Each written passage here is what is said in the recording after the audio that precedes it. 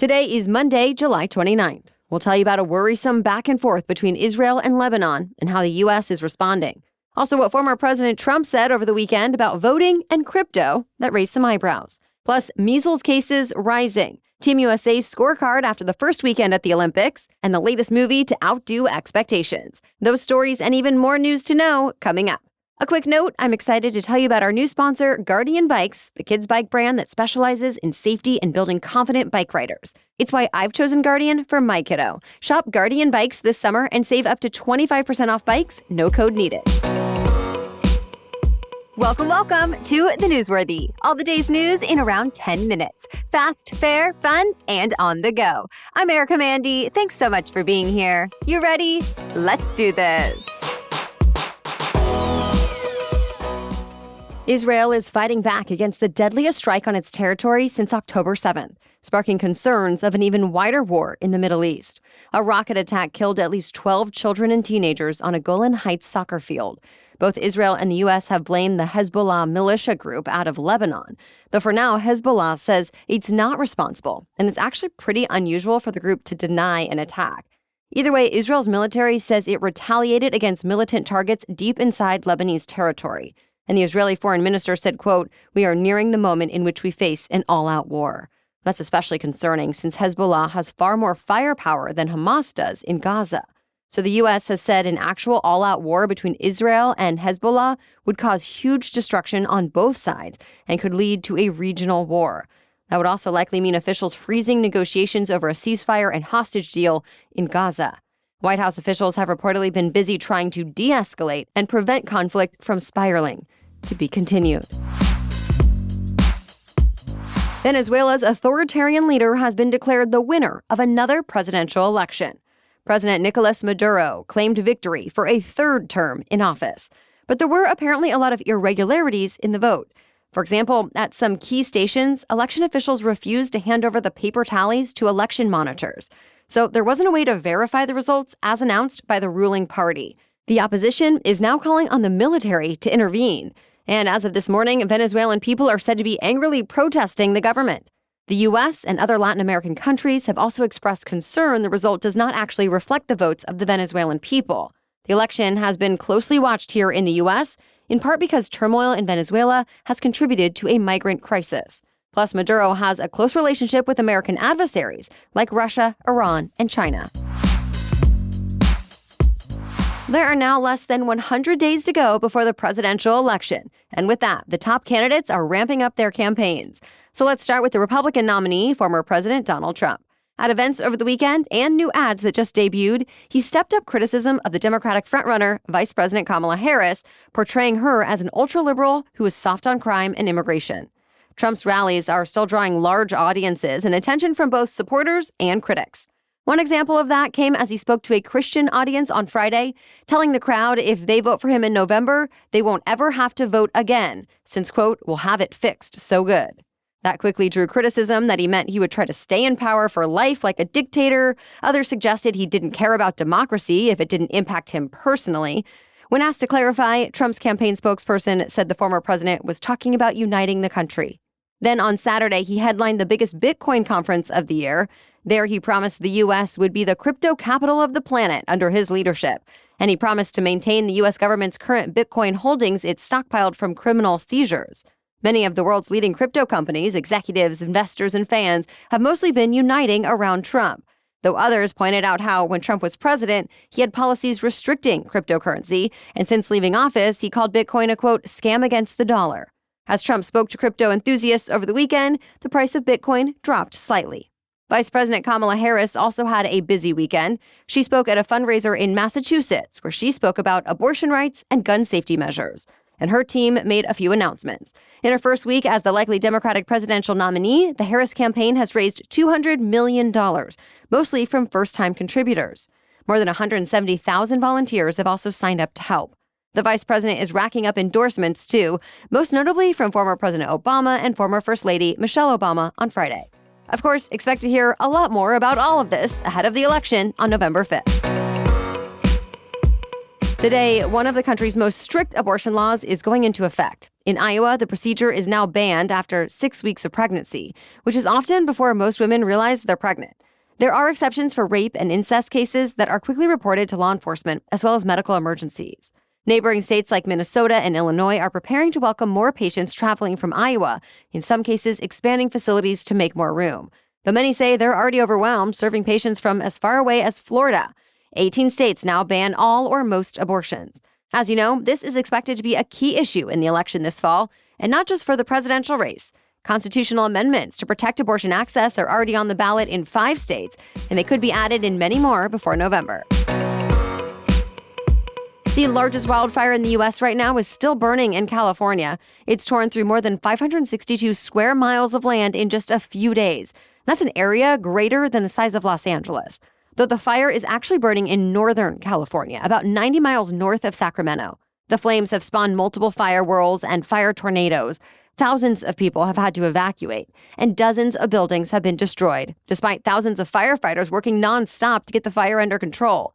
Authorities believe it was all started by an arsonist, but hot, dry conditions have caused it to spread. Things are expected to get a little cooler today, but red flag warnings are still in effect across several western states. Many other wildfires are burning in Oregon, Washington, and Canada right now. And smoke from those fires has left millions of people now facing air quality alerts. We have more news for you coming up. But first, thanks to our new sponsor, Ibotta. Sandals, sunscreen, snacks, buying all those summer essentials for the pool or your next vacation can really add up. Or perhaps you're already thinking about back-to-school items. But here's the thing. With Ibotta, you don't need to stress about the cost. You can get cash back on all your purchases. Yep, Ibotta is a free app that lets you earn cash back every time you shop. You can earn on hundreds of items from groceries to beauty supplies, even toys. In fact, the average Ibotta user earns $256 per year, which, could cover the cost of an entire shopping trip or flight you've been eyeing. Simply add offers in the app, upload your receipt, and voila, the money is yours.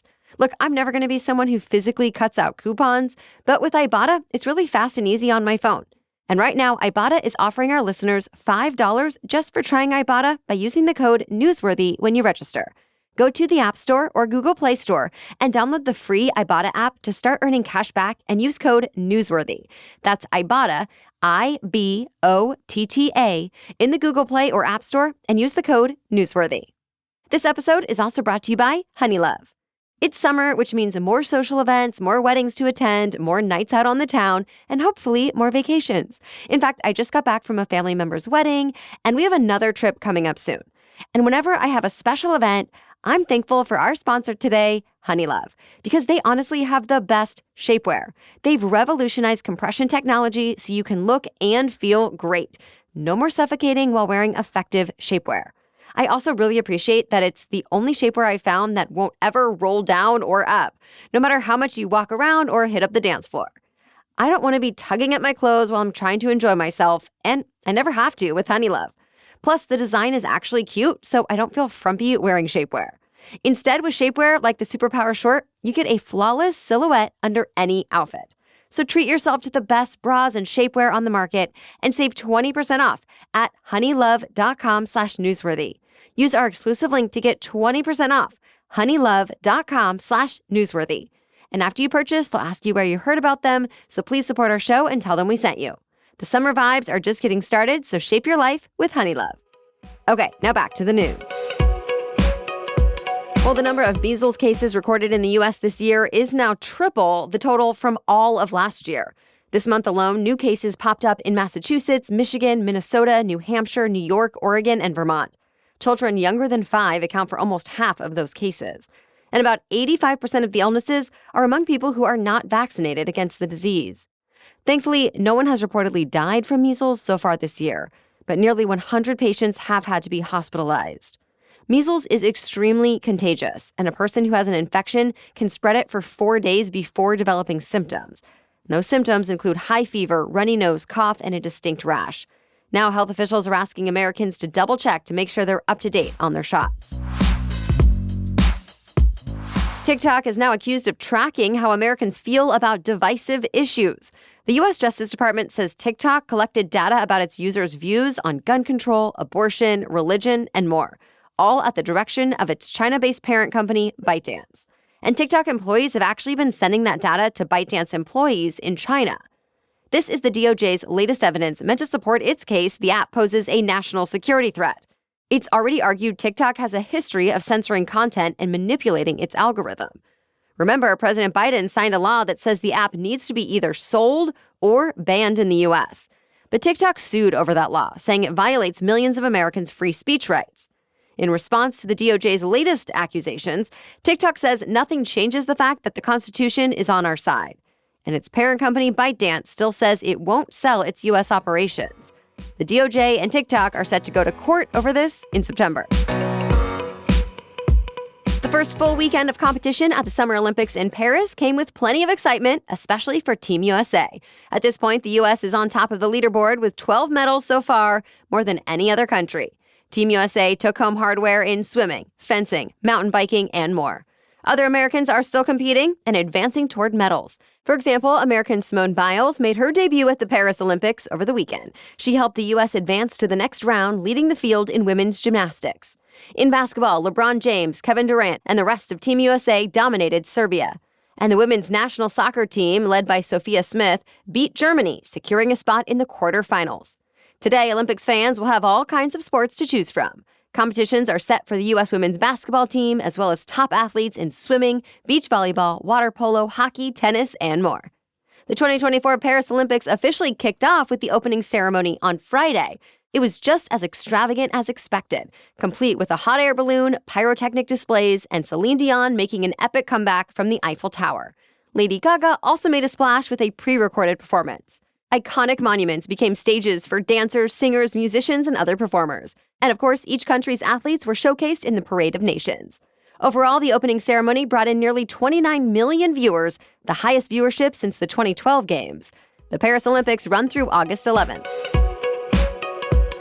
That's it for the main news, so now it's time for Money Monday, when we talk about one interesting money-related news story. It seems Americans are spending their money at the movies because it was another record-breaking weekend at the box office.